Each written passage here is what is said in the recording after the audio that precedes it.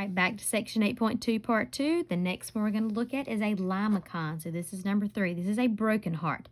Look at your equations here. For a limacon, very similar to a cardioid, but here, a plus or minus b cosine theta, a plus or minus b sine theta. If you notice the relationship between a cardioid and a limacon, here, these two numbers match each other. In a limacon, these two numbers do not match each other. Now, two different things can happen with this limacon right here. If b is bigger, we have a loop in our graph, and this is the problem we're going to see right here. You see how the second number that's attached to my trig function is bigger? If this is bigger, then I'm going to have a loop within my graph. Now, if a is bigger, which means the first number bigger, then I'm not going to have a loop, and it's just going to kind of dent in. Very similar to the cardioid, but you won't see as much of the dent inside of the graph. So we're going to look at a limacon for number 3.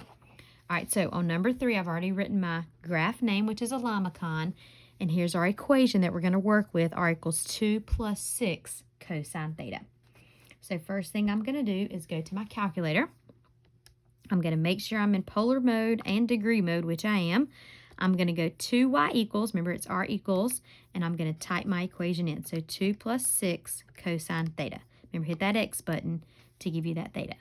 Now, next thing, just making sure your table's set up right. You want to start at 0, you want to increment by 15, and everything needs to be in auto.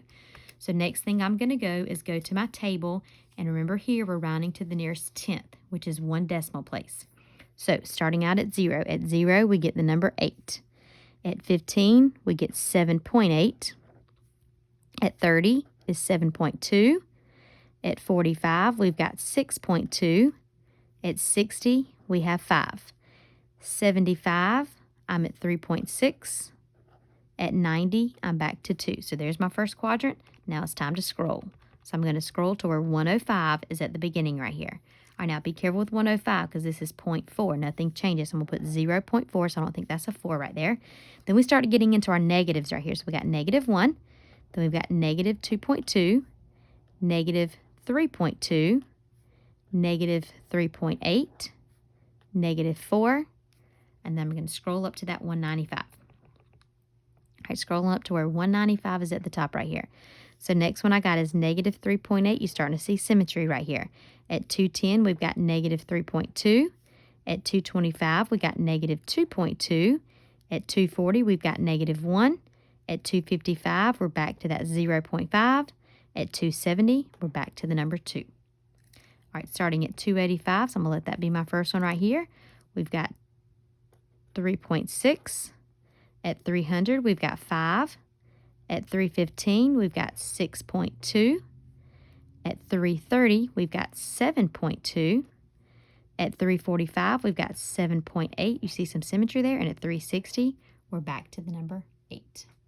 So this is all coming from my calculator in order to graph this. All right, next thing we're going to do is go over here and graph this limacon.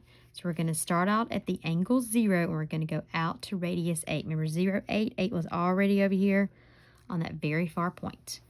All right, 15, we're going to go to 7.8. Well, this was 8, this was 7, so 7.8, really close to 8.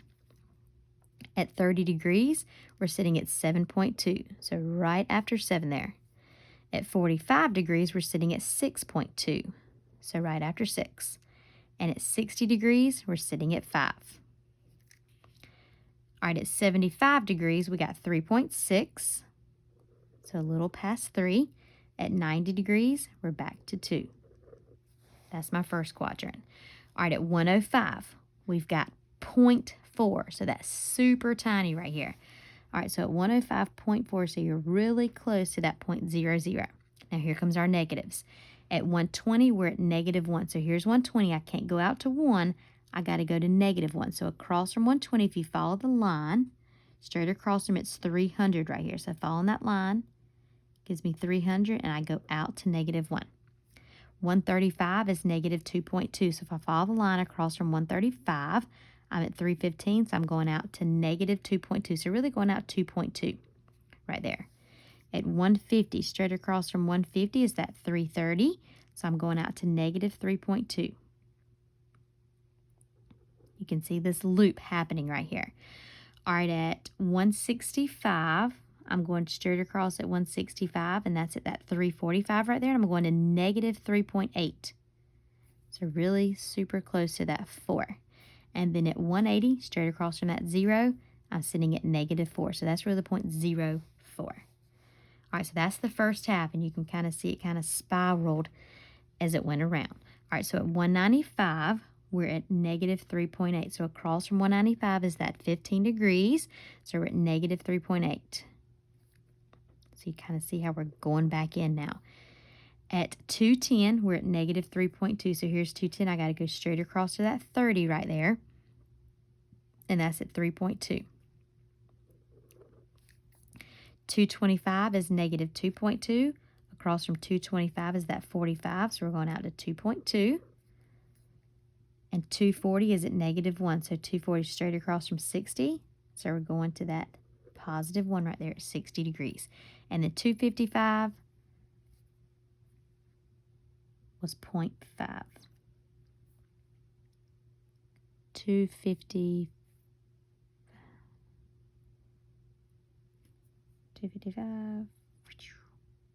0.5, which is super close out here. And you kind of see so far how it went in, it kind of looped around. All right, so we got our last part right here. 270, we're at 2, so here's 270. We can just go straight to 2 and put our dot.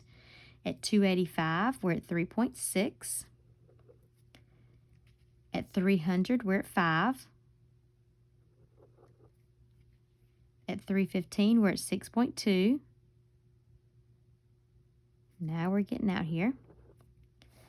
At 330, we're at 7.2. 345, we're at 7.8. And then we're back to 360, which is at 0 right here.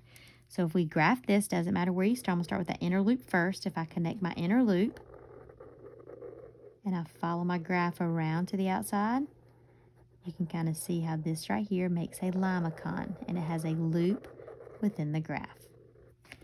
Now, if you don't have a loop, it's almost like the loop isn't here, and you can kind of see how it just dents in just barely, but it doesn't dent in as much as a cardioid, so that's the difference between a limacon and a cardioid. This one right here happened to be a loop within my problem. Now, let me show you some examples of some limacons right here. All right, so here's the first example of a limacon. This is just Rudolph the Red-Nosed Reindeer right here. And as you can see, his nose, it dents in barely right here, is the limacon. All right, next limacon we have is this little bumblebee right here. And this bumblebee is basically the inner part right here. And it barely just dents in right there at his head. All right, my next limacon that we have is this apple. Now we saw an apple with a cardioid as well right here, but this one right here has that inner loop. That's what makes this right here a limacon. Next one we have right here is this peach. You can kind of see the little extra loop we have right here. So the body of that peach is the limacon. Right, here's another limacon right here. And this is just the hat makes the limacon. If you can kind of see where I'm tracing right here, this black outline. Everything else is just detail within the problem. Here's another limacon. It's a golf ball right here. And you can kind of see how it makes this limacon right here. Barely goes in and then comes right back out. Almost not even noticeable to solve that problem. Here's my last example of a limacon. This is just a hot air balloon right here. As you can kind of see right here, it just barely dents in and then comes back out. So the hot air balloon, the balloon part, is the limacon for that example.